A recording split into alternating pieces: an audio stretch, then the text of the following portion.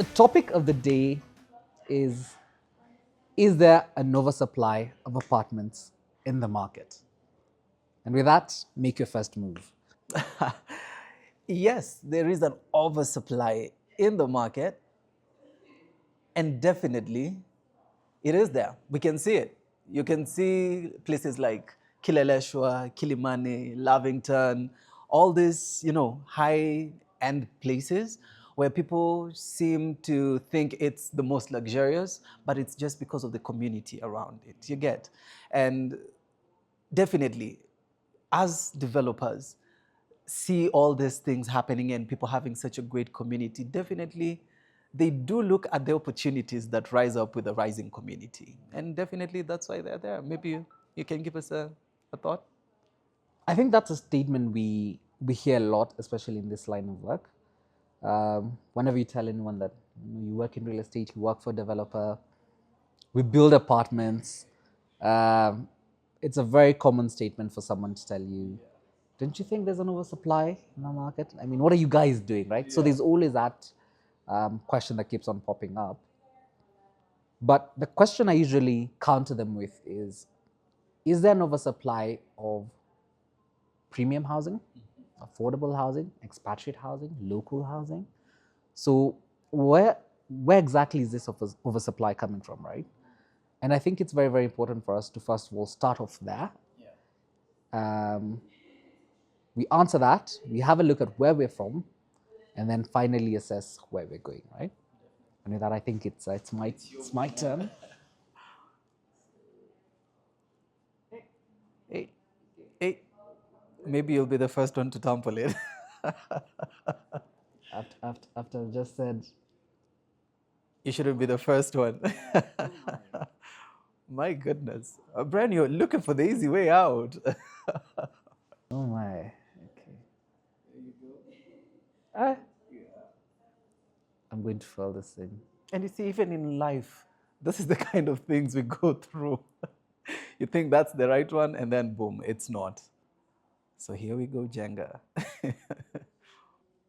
Oh my. Okay, good. That was a close one. That was a really close one. All right, cool. Yeah.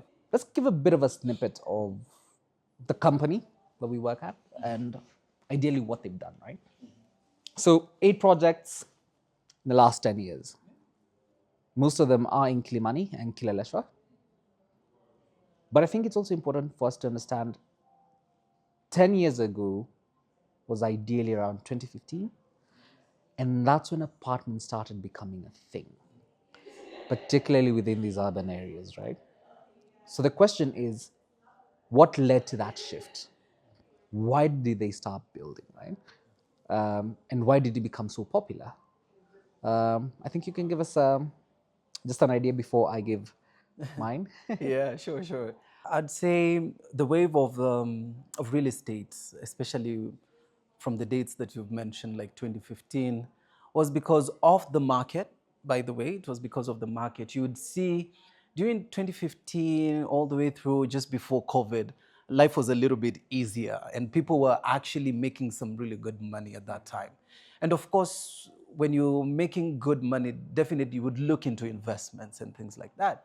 And of course, if you look at the Kenyan market at that time, we were still just a growing nation. And of course, this is where now we were just looking into things like Vision 2030. We were looking into growing a better community, of course.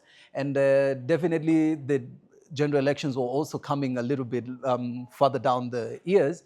And everybody was ready for what was coming, the boom of the real estate industry. Because we had seen that in places like Dubai, New York, and people were really doing really good, by the way.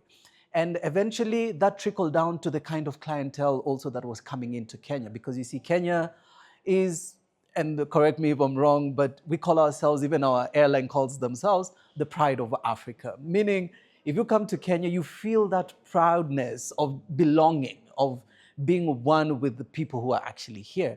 And you see, through that, we were able to get the boom that we are saying in real estate, whereby now people were looking for places to stay. People are looking for easier places to actually just come, Airbnb in and out, right? And when the Airbnb actually even system got to Kenya, And people started realizing, by the way, we can make money out of Airbnb. We can be able to actually facilitate people with the Airbnb. It came about that we got this boom, right? And of course, when people see there's an opportunity somewhere, and you know Kenyans, once we see an opportunity, we take it by the horns, right? And that's what we did. We took it by the horns, and definitely, you can see over the years, we've been able to grow. And that demand has also become quite high. And of course, the supply is reaching up to the demand as well. Then now we start looking at the extras. What are we getting? Because now we have the accommodation, we have the apartments, we have, of course, the investment now. But what else can we add to this investment to give it more value, to give it more oomph, so that at least I'm not just offering what the next door neighbor is offering? And you see, that's where now the boom of the housing industry got into it. And of course, even the government themselves, they were coming in with the whole housing project, right? And you see, if a government is leading you towards a certain way, then definitely they have the backing to say, this is the way that we see the country going. And of course, that's where now the developers come in. And they came in and they brought in the supply and they got the demand. So now what they're doing is the supply and the demand being at level now has come to a point whereby, what amenities am I getting?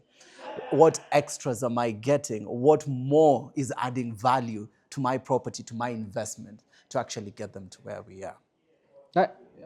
It's interesting that you've mentioned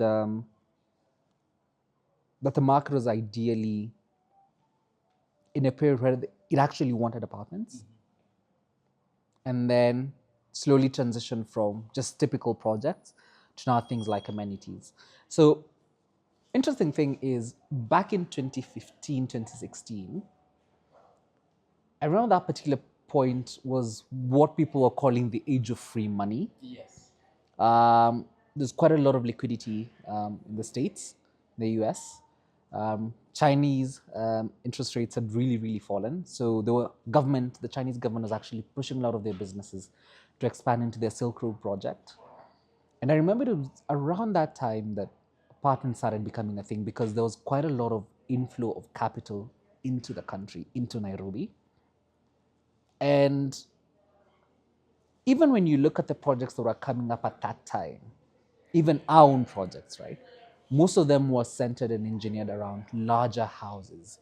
Right now, yes, there's a much niche, or rather, there's a niche focus towards smaller and more compact units, so 1 and 2 bedrooms. But back then, that wasn't the case, right? So people were more into 3, 4, 5 bedroom houses that were large and massive because they were engineered for families. Coincidentally, at the same time, when you actually look at the statistics, specifically the labor statistics in Kenya, the middle class was actually growing, right? So earning capacity had increased, right? Disposable income had increased quite significantly from, we're coming also from the backdrop of, the GFC, the global financial crisis. So the market is stabilizing, and that essentially led the market to actually people wanting, apartments. So I'll give an example, even my own brother, right, who wanted to live in the urban areas of, uptown areas of Kilimani and Kileleshwa. And I think we all know how those particular areas were back in the day. They were mostly standalone houses, right? So it was a case of, yes, we want to live here, but there's not enough supply. So how do we bridge that? And that's when apartments started getting into the picture, right? So it's quite interesting. And yes, now the transition is slowly happening. The market is slowly evolving. But it's now evolving to much more investment-oriented products, much more compact units, 1 and 2 and 3 beds. And like you stated, there's an evolvement towards not just houses, but what's adding value to those projects, right? So the amenities, right? And guys, if you haven't heard about Gemini, please take a look. Definitely have a look, right? Yeah. Yeah. So back to where we started this thing off, right? Is there an oversupply of apartments in the market? Technically, yes. But we're in a period of transition and evolution, right? And the next 3 to 5 years is going to be very, very pivotal for this market specifically, because we'll get to see who overpromised and underdelivered, who promised and just plain out didn't deliver, who underpromised and overdelivered. That's us, guys, just in case you're wondering. And it's ideally going to be a period where the market now gets its footing into its new phase, right? I mean, we've heard about companies like, DHL setting up shop in Nairobi. We've heard about the UN expanding their 3 offices in Nairobi, and the fact that they've actually, I believe, gotten 10 acres of land somewhere in Gigiri. Yeah. We're talking about the kind of migration we're seeing of individuals coming from the US and Europe as well, settling into Kenya. Courtesy of the gig economy, yes, but we're also seeing a lot of older people who, had gone there to look for opportunities, and now they're coming back home, right? I mean, they've been there for like 20 years, 30 years. They're used to a very specific lifestyle, and now they're ideally settling back home. So the migration patterns also showing us that Nairobi is slowly positioning itself to becoming a very, very massive city, right? When we're taking a look at the tech ecosystem here, right? At least I've been in tech a bit before. And you take a look at the ecosystem that currently exists in this market, we're literally there. I think you mentioned it yesterday when we were having a chat, the Silicon Savannah, right? Yes, the Silicon Savannah. Yeah, so we are ideally the gateway into sub-Saharan Africa when it comes to tech. And that speaks to things like financial inclusion, right? Tech adoption from all stages and all spheres, within Kenya.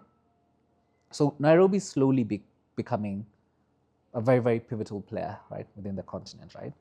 And that means that we need to start shifting our mindset and building projects that cater to that market, that are not just looking for returns in the next 5, 10 years. It's how is the market going to look like in the next 20 years, next 30 years, next 50 years.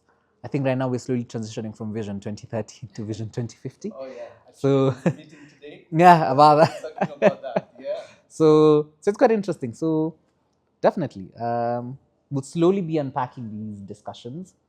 And I believe the next episode is purely going to be centered around the history of real estate in Kenya and in Africa. And we definitely look forward to actually meeting you guys, interacting. Like I said, teaching, but also learning. And then, we build it up as time elapses, right? So you can play one more. Yeah. Before we call it a wrap. Before we call it a wrap for today. Definitely, we're going to do lots and lots more of this. So let's see if this one. Brian. I thought with Jenga you're supposed to use one hand. Well, at this point, that one was quite stuck in there. That's the point I wanted. Let's see how it goes. Man, you got the easy one. And with that, that's a wrap. That's a wrap. That's a wrap for today. Oh, Brian, come. Stay tuned for part 2, where we'll actually be building it back up. And hopefully this time, Jerry's on. Let's hope. Let's hope I'm not the one.